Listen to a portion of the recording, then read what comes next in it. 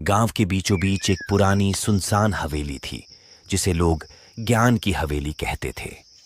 लोग कहते थे कि इस हवेली में कोई अदृश्य शक्ति है जो केवल उन्हीं को दिखाई देती है जो शिक्षा के प्रति समर्पित होते हैं। इस हवेली का रहस्य किसी ने नहीं सुलझाया था। एक दिन गांव की एक होशियार लड़की सविता ने ठान लिया कि वह इस हवेली का रहस्य सुलझाएगी। सविता को पढ़ाई का बहुत शौक था और वह हमेशा कुछ नया सीखने की कोशिश करती रहती थी। एक शाम उसने अपने दोस्तों प्रिया, अनुज और मीनाक्षी को बताया कि वह ज्ञान की हवेली के रहस्य को जानना चाहती है। तुम्हें यह खतरनाक नहीं लगता? प्रिया ने चिंतित स्वर में पूछा। अगर हम सच जानना चाहते हैं तो हमें जोखिम उठाना होगा, सविता ने दृढ़ता से कहा। रात के अंधेरे में जब पूरा गांव सो रहा था, चारों दोस्त हवेली की ओर बढ़े।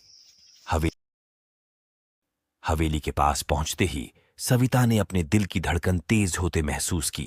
दरवाजा हल्के से चरमराते हुए खुला और चारों अंदर दाखिल हो गए। अंदर का दृश्य बेहद भयानक था। चारों ओर धूल और जाले थे।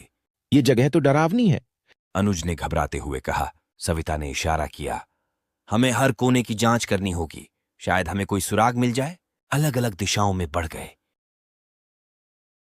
सविता ने एक पुरानी किताबों की अलमारी देखी। उसने अलमारी खोली और उसमें से एक पुरानी धूल भरी किताब निकाली। किताब का शीर्षक था ज्ञान की शक्ति। सविता ने किताब खोली और उसमें से एक पर्चा गिरा। पर्चे पर लिखा था, शिक्षा ही असली ताकत है, सही राह पर चलने वाला ही इस शक्ति को देख सकता है। उधर प्रिया ने एक और कमरे में प्रवेश किया और दीवार पर कुछ अजीब चिन्ह देखे। ये चिन्ह क्या संकेत देते हैं? उसने खुद से सवाल किया। मीनाक्षी ने एक तिजोरी देखी और उसमें से एक चाबी मिली। ये चाबी शायद किसी गुप्त दरवाजे को खोलती हो, उसने सोचा। अनुज ने एक गुप्त दरवाजा खोजा जो फर्श के नीचे था। सभी लोग यहाँ आओ, मैंने कुछ पाया है। सभी दोस्त अनुज के पास पहुंचे। सविता ने चाबी निकाली और दरवाजे के ताले में डाली। ताला खुल गया और नीचे जाने का मार्ग दिखा।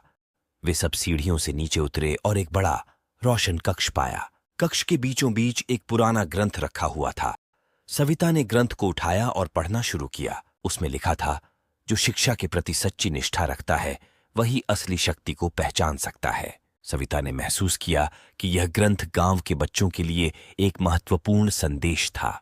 हमें इस संदेश को गांव वालों तक पहुंचाना होगा, उसने कहा। चारों दोस्त ग्रंथ लेकर गांव वापस आए और गांव वालों को हवेली के रहस्य के बारे में बताया। गांव वालों ने ग्रंथ पढ़ा और शिक्षा के महत्व को समझा।